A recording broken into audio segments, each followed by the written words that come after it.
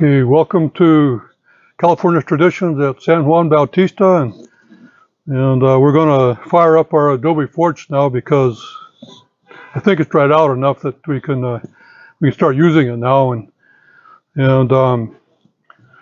then we'll use bark for fuel, because some types of tree bark work pretty well for burning in a forge, and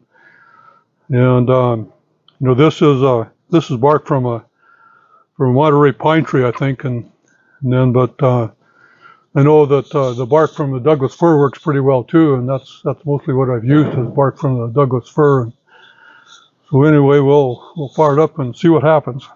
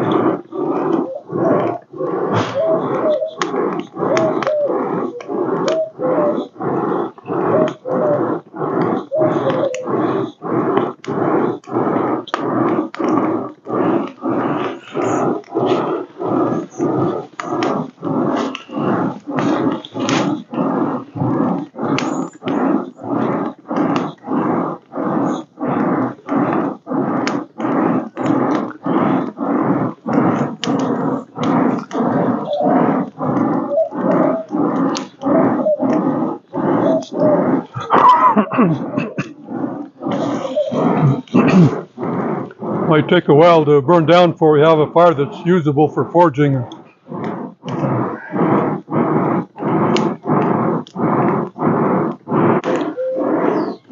And once this bark burns for a while, it'll break up into smaller chunks.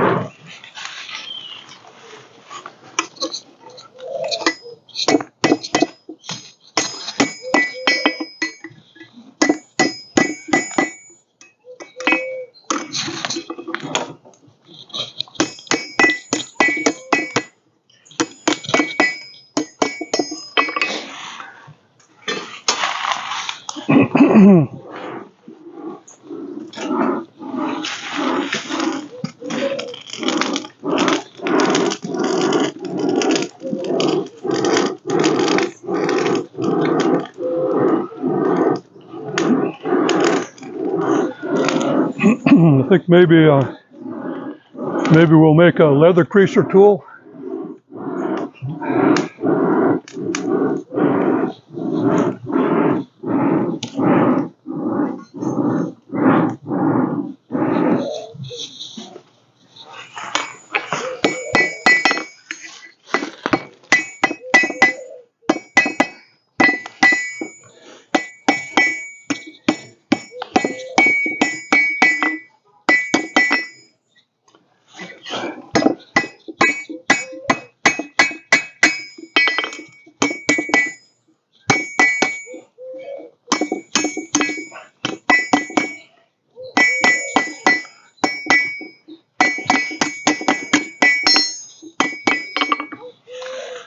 Maybe I'll get a bucket of water, I guess. It'll cool down a bit.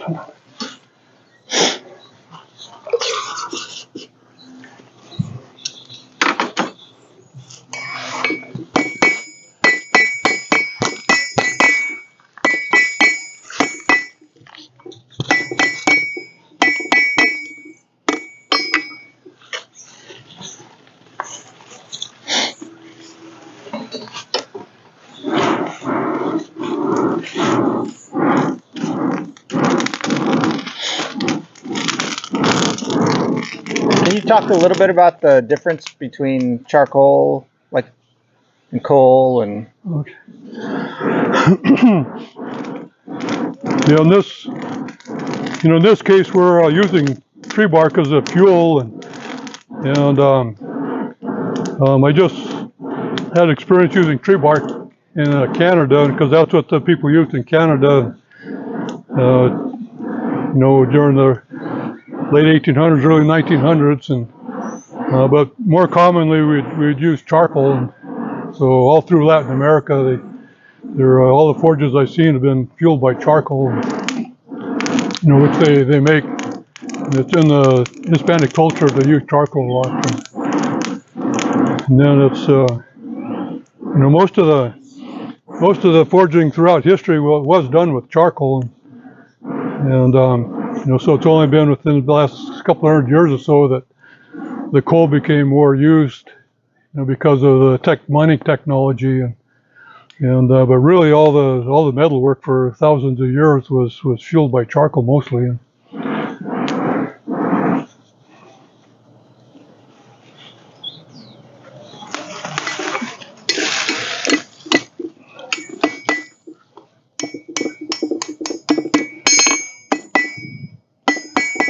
So hopefully we can get kind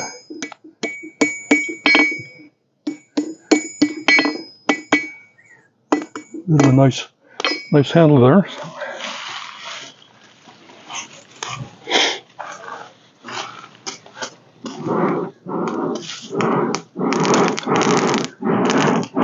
And then how was charcoal made? Yeah, charcoal is made from wood, and just basically baking wood in the absence of air, and so that you burn off all the other gases like sulfur and so on, and so you're left with pure carbon, and so pure carbon is what you really want to burn in the forge, and so there's a lot of different ways of making charcoal, and then kind of maybe the most primitive and way of making charcoal that's still used a lot today is to dig a pit in the ground, and then fill it up with chunks of wood, and then set the whole thing on fire, and then once you got it burning really well, we'll then cover it all up, so air can't get to it, and then you'll hopefully have enough residual heat there to bake the wood, and then over a period of probably about 5 days or a week or so, it'll transform into charcoal, and then dig it out, and then you have charcoal. So lots of different ways. Sometimes charcoal would be made by mounding the wood up into a mound, and then covering that in dirt, and putting an airway at the top, kind of work as a chimney, and the other airway to the side to start the fire and have an air source to get it burning really well, and then you seal it up by capping it and then plugging up the hole in the side, and then you just let it cook away there for several days. And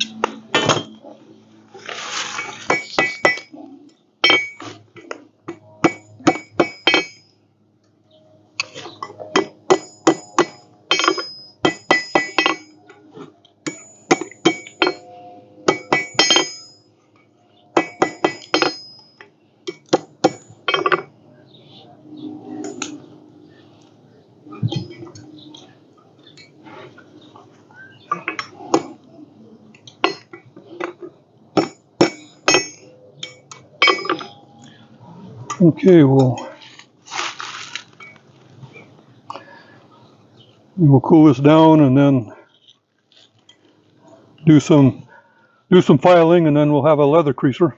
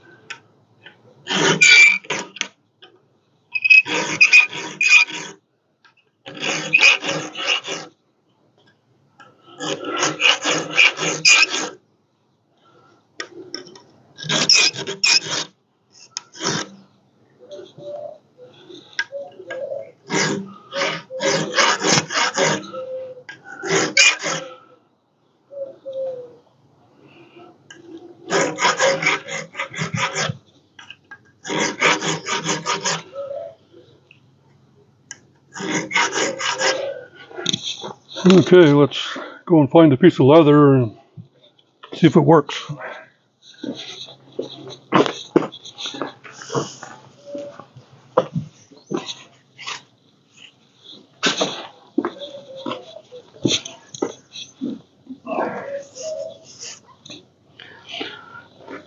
Here's a piece of leather. I'll need to dampen it a little bit. And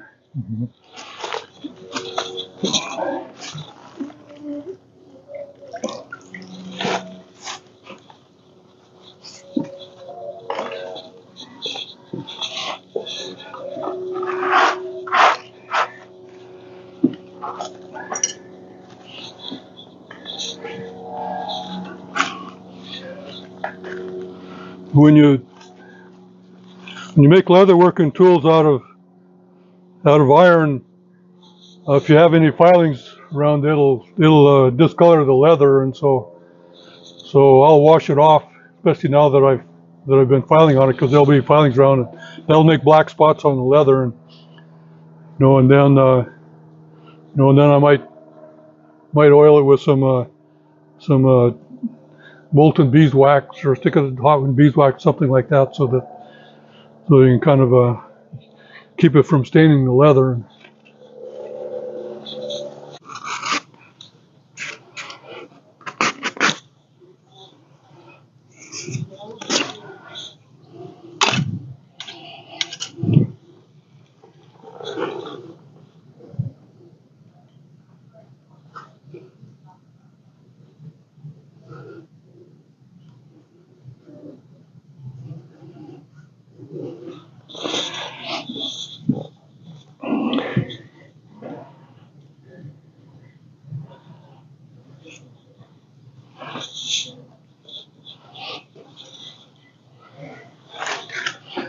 If you make a tool in this kind of configuration, you can hold it, and then when it's been out like this, well, then you can see what you're doing and make it a little bit easier to use.